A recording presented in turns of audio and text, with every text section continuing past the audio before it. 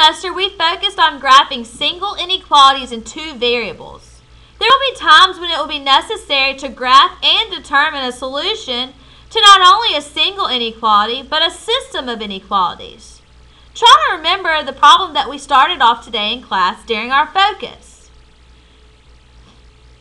We will learn how to graph and determine solutions to systems of inequalities to help us solve problems just like the one in class today. Before we begin, make sure you refresh your memory on the steps for graphing linear inequalities. To solve systems of inequalities, we're going to graph each inequality separately. Once we've done that, the solution to the system will be the area where the shadings from each inequality overlap one another. Let's try the example x plus y is greater than 2 and y is less than or equal to x. The first step will be to start our graphing. Let's graph our first inequality, and to do this I need to turn it into an equation.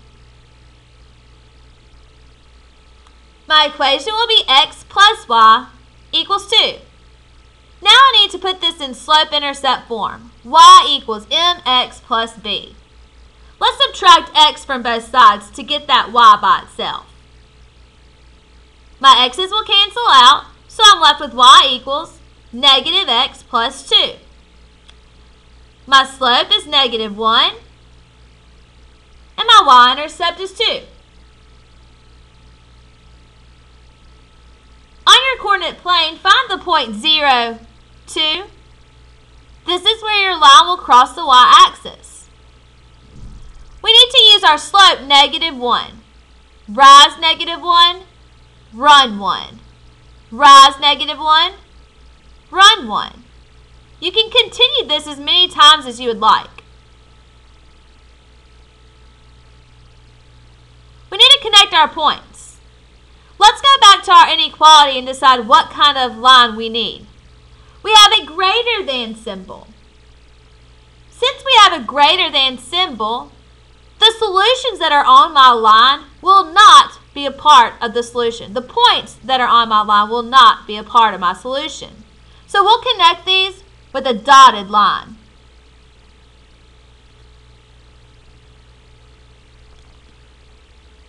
Next, we need to decide how we're going to shade this. So we need a test point.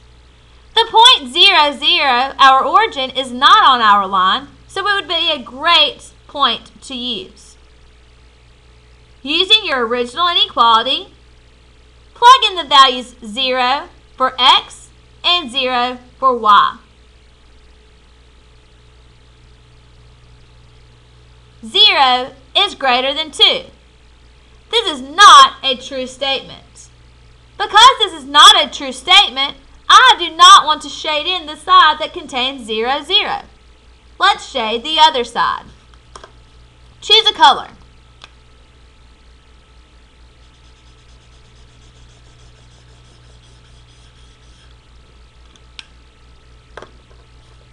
Now we've graphed the inequality x plus y is greater than 2. Let's move on to our second inequality. Write the inequality as an equation.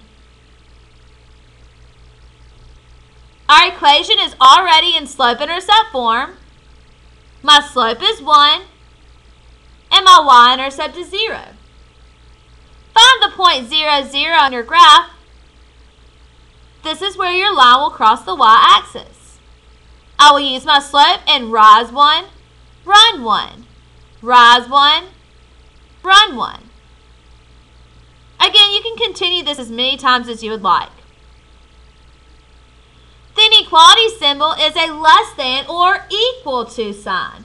This means that the points that are on your line will be a part of your solution, so we use a solid line to connect our points. Let's find a test point. This line contains the point 0, 0, so we need to choose a different test point. How about 1, negative 1? Use your original inequality and plug in each value. Y is negative 1 and x is positive 1. Negative 1 is less than or equal to 1. This is true. So we're going to shade the side that contains the point 1, negative 1. Choose a different color this time.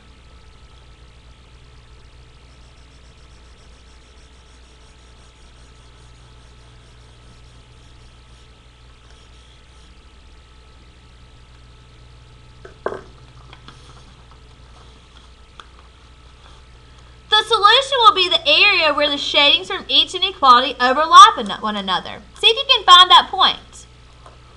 Look on the graph where you have pink and yellow. Solutions lie in the double shaded region and along part of the line y is less than or equal to x, because this is a solid line.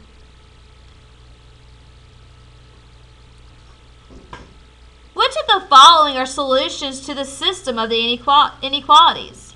0, 0, 3, 3, 4, 2, and negative 1, negative 1.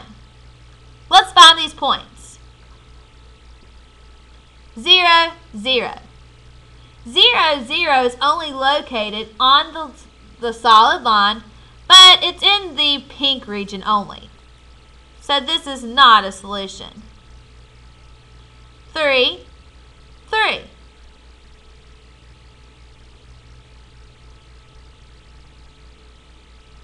The point 3, 3 is located on the solid line that is a part of the double shaded region. It is a solution. 4, 2.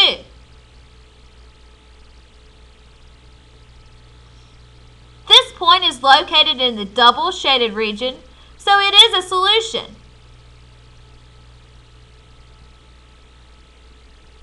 Negative 1 is not located in the double shaded region, so it is not a solution.